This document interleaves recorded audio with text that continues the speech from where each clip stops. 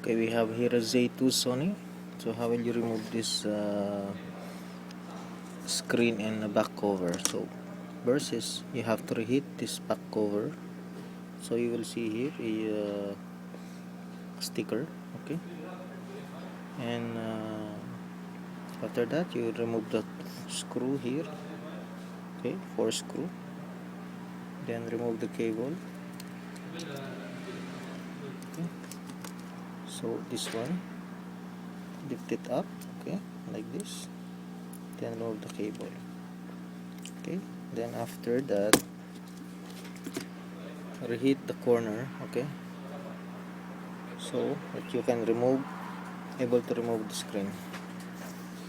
Okay, thank you.